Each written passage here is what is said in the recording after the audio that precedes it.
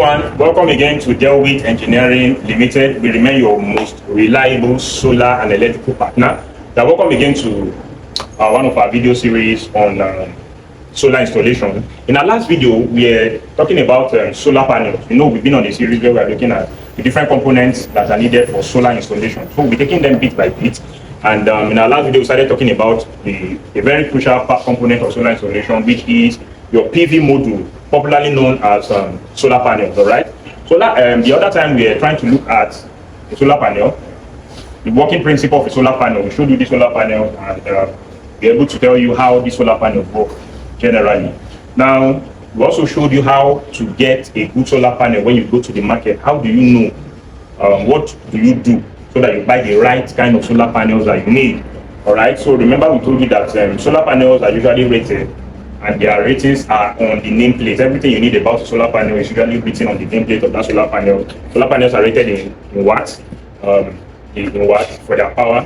They also have voltage ratings and current ratings. So when you want to buy a solar panel, first you have to decide how many watts of solar panels you want to have. We have 200, 250, 300, 400, 600, 650 watt solar panels in the market, even 750 watts panels in the market.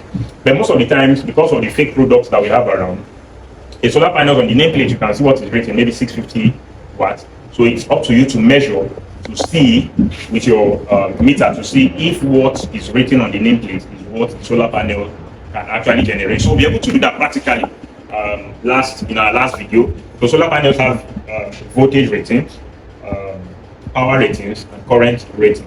So today we'll be going further with our discussion on solar panels to tell you the different types of solar panels we have in the market. Solar panels are classified based on the material used in making them. They can be classified based on their structure and then based on their doping. All right. For the materials used in making them, we have three types of solar panels. We have the crystalline silicon solar panels, we have the advanced monocrystalline technology panels, and then we have the thin film solar panels. Okay. Now for the monocrystalline solar panels, they are the most popular and the most common in the market because they are made from the silicon crystals. All right. Meanwhile, we have under those crystalline silicon panels, we have monocrystalline and polycrystalline. Now, what is here by my side is the monocrystalline silicon panel. They are the most popular in the market as of today. All right. So they are usually made from single silicon crystal. All right, and that is what gives them their black color shading that you see, their black color that you see. So for this particular one, we have half cut and we have full cut. I'm sure you must have heard of those terms in the market before.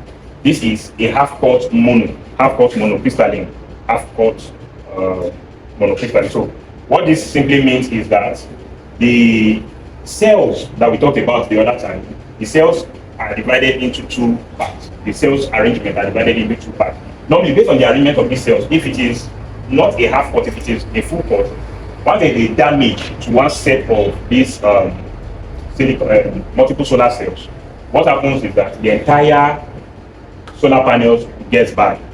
It can no longer generate as it should.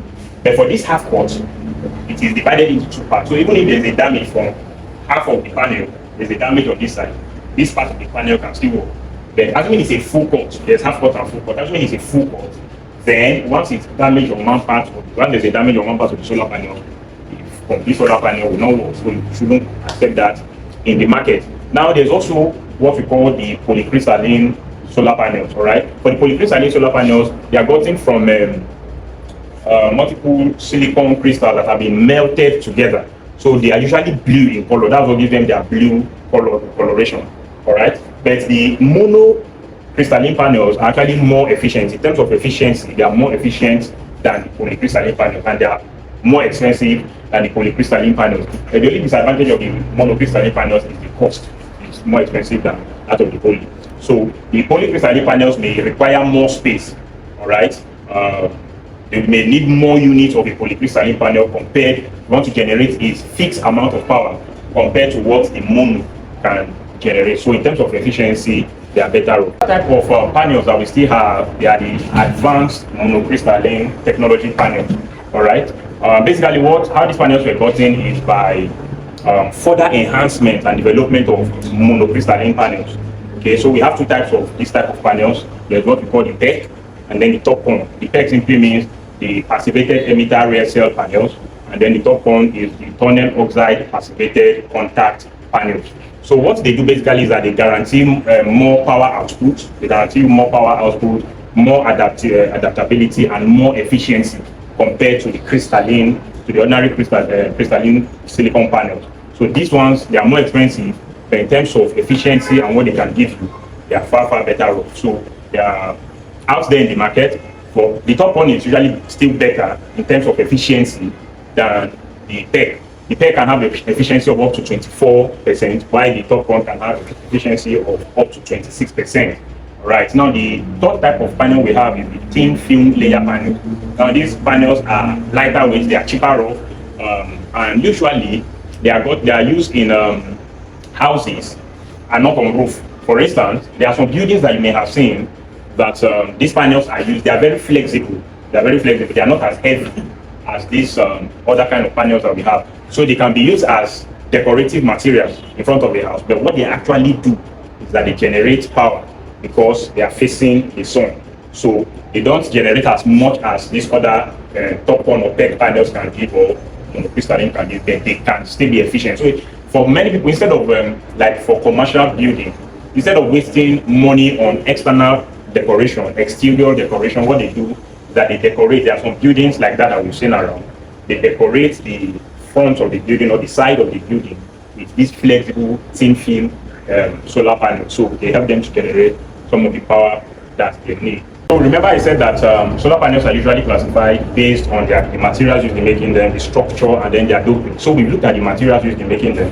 That's where we saw the crystalline silicon panels, we saw the advanced monocrystalline panels, and then we saw the thin film layer panels. Now for the structure, as you can see, this solar panel, this is just a single phase that it has.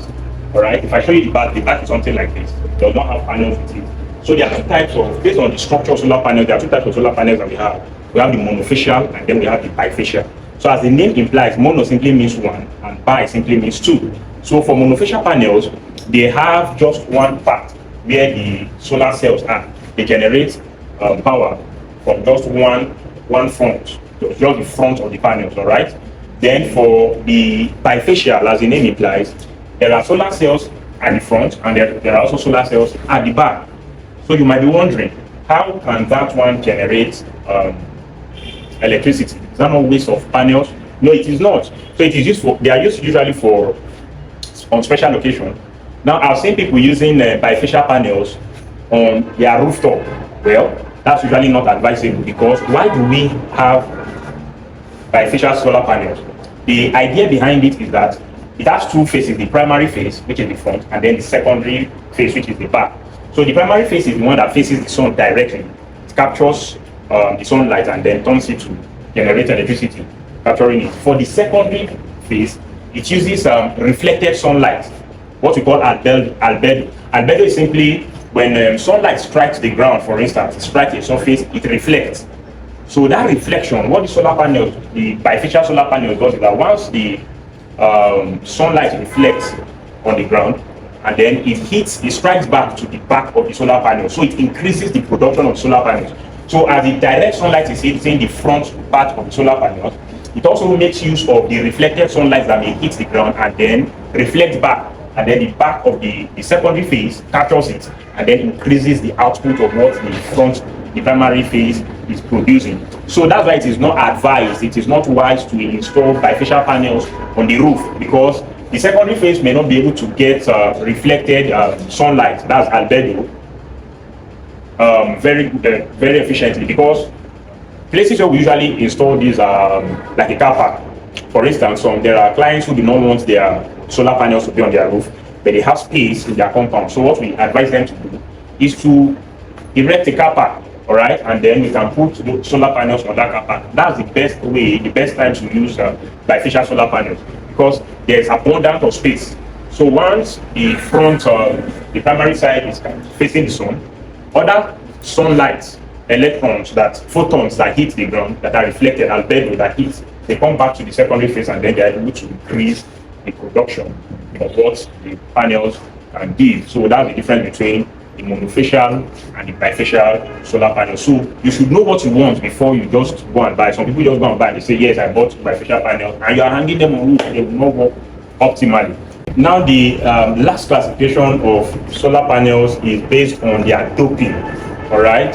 Now doping simply in this case simply means the addition of impurities, all right, to a particular material that is used to make the solar panels. So in this, for instance, if silicon is the semiconductor material that we use to make particular solar panels, it can be doped in two ways. So that is why there are two types of solar panels based on doping. There's the P type and then there's the N type. The P type is the kind of solar panels that where boron is the impurities that is introduced into the semiconductor material. All right, so it makes a P-type output. It gives a P-type positively charged output. Why for the N-type, phosphorus is the material that is used to dope it. So phosphorus is added, then creating an N-type of the panel. So that is, in summary, the kind of types of solar panels we have. So when you want to buy in the market, what do I advise that you go for? Well, they may be more expensive, but as it stands, the PEC type of solar panels, and most importantly, the TOPCon solar panels, they are the most efficient solar panels that we have in the market currently. So when you want to buy from your dealer, you can simply ask for TOPCon, and you can simply ask for PEC, depending on what your budget is. But if you don't have money for those, you can go for maybe just the crystalline silicon panels. All right, but don't forget to always go with your multimeter. And what are you going there to measure? The voltage at maximum power, that's the VMP. When you get to the market, before you buy, check the VMP and check the nameplate. Once you've seen the rating of the panels that you need, measure for the VMP and be sure that it's something close or it's exactly what is given on the nameplate. Else, you'll be shortchanging yourself because you may have done your calculation using a particular rating, and then you get to the market, maybe you use a 650 watt panel for your calculation to size your panels. You get to the market, you did not measure. Sometimes when you measure in the market like that, you can get a solar panel that will probably give you 550, 500, but on the nameplate it's 600, 650. So you may not buy that, or you buy that but at a cheaper amount. You can tell your dealer to give you at a cheaper amount because it is not actually giving you the 650 rating, 650 watt rating that was specified on the nameplate. So thank you for watching till this point. Kindly subscribe to our YouTube channel. We are also on Instagram, we are on TikTok, and we are also on Facebook. So kindly subscribe, like, and share, and turn on your notification button so that you can get more educative videos like this from us. For now, bye.